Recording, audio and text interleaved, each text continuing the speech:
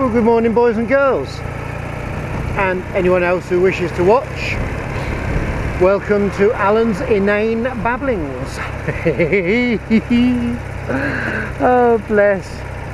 Today, yeah, as you may know from a few of my ramblings, I used to drive trucks in the 70s. Well, there was a period I got disillusioned just before I went to work for a company in Austria who bribed me with big money. Well, I had a year or so where I went to East National and got my PSV driving buses. Year of that, got fed up, didn't like it. Okay, people are obnoxious, they're just rude all the time. So I thought, my friend Stuart Gilby said he was doing coach driving abroad. Well, that sounds a bit better. And he was driving for Eurolines.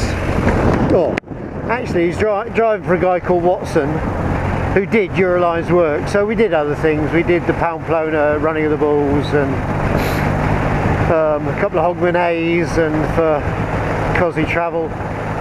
But the mainstay was Eurolines coaches.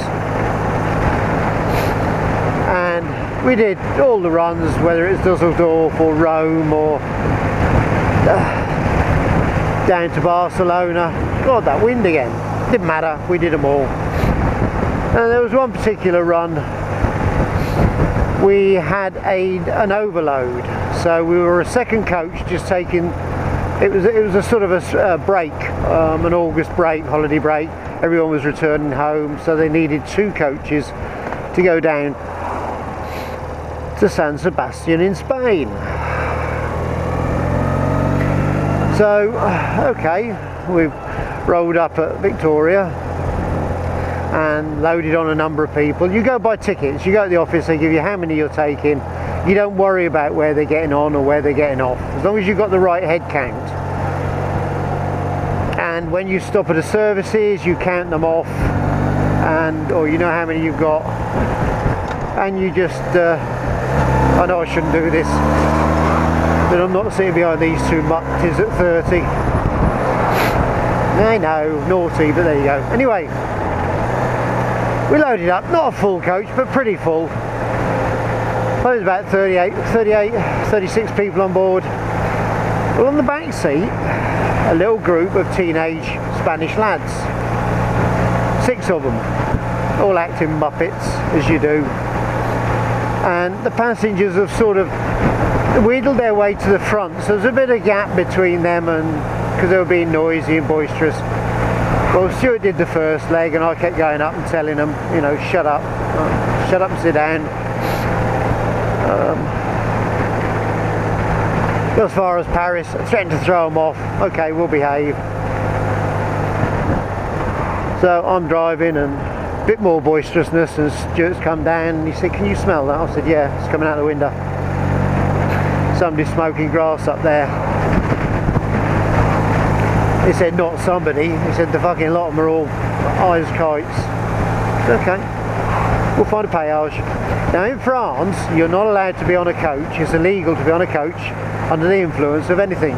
Drugs, alcohol, anything. And the gendarmes take great delight in just dragging you off, throwing you in clink and presenting you to the magistrate the next morning. So we're closing up to a péage and well, we'll be tired. 2 coaches, football fans, Dutch, and you can see the gendarmes have got their hands really full. So we've looked at each other and Stuart said, don't worry, I've got a plan. So he's gone up the coach and he's talking to people, being polite, nice and friendly. And an hour or so, 2 hours went past, and it was a service break. Every 4 hours you give them 40 minutes. So we pulled into the services, kicked them all off. Excuse me, ladies and gentlemen, if you all go in the services, we actually value our 40 minutes off. It gives us a break. We lock the coach up, so we like everybody off, please. A couple of mumblings, and they've all got off. and we just about locked the coach up, and Stuart said, stay here. Pardon? He said, just stay here, I'll be back in a minute. So he's come back with 2 meals on paper plates. Well, what's the fucking game here, Stuart? Come on. He said, passengers will be back in a minute. They won't be back for 20 minutes. No, he said they'll be back in a minute. And sure enough, they all come quietly trolling through to the coach. So he's opened the door. I'm not sure what's going on, but I know he's cooked something up. And he's counting them all on. And he's got in the driver's seat because it was his turn to drive. And he's fired it up. And I said, hold on, the lads are coming back, look. He said, no, they're bloody not. We pulled out the services. Bless, you had to be there. The whole coach cheered because they were all sick of these youths. The whole coach cheered. Our next stop, Stuart phoned Amsterdam or wherever the control centre was for Eurolines on that particular day. It was a bank holiday weekend. I think it was a Sunday if I remember correctly. And he phoned the girl up and explained. He said, I'm standing with him in the services because you get free meals, and so you walk through with each other, hold hands, you know, you're scared to be alone.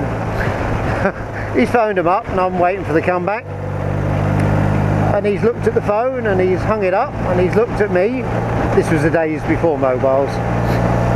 And he smiled and he said, she pissed herself laughing. I said, I suppose that's okay then. Now I should point out I was going to the shops, but it's such a nice day I've decided to divert for a coffee in Mersey. Just in case you're wondering. God, there's a lot of Tesco vans about this morning. Busy, busy. It's the third one I've seen. Fourth one. There's one going down there. Okay. Anyway, got down to San Sebastian, unloading. It dawned on us we've got about 8 jiffy bags there, and a couple of them had French addresses. So not all the lads were going to Spain. Some were going down to Toulouse and some were getting off in Spain, but they just all knew each other. Ah, well, what the heck. Euroline's office in San Sebastian was closed. It was late at night. We just threw all the bags in a heap by the door. I figured if they didn't get nicked, somebody would eventually sort them out. This was the days before bomb alerts and leaving bags unattended and all that rubbish. Never did hear any more about that ever. It's strange because it would have been nice to hear of a comeback, sort of, you know, get feedback on what had happened.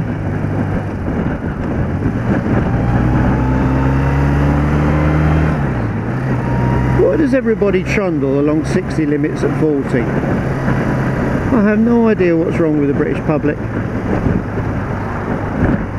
Because they're not in a hurry, they don't care about anybody else, do they?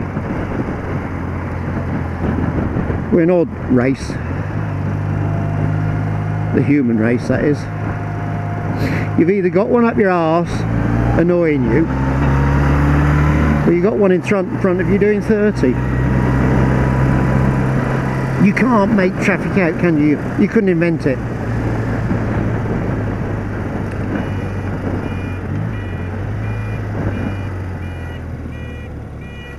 Oh, bloody gas lorry. I'm not sitting behind him.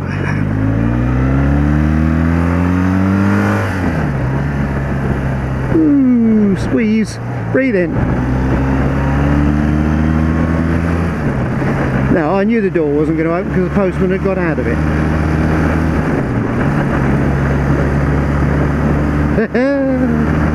Oh well, that's me finished having another ramble. I hope I've bored you suitably. I'm about to go and have a coffee.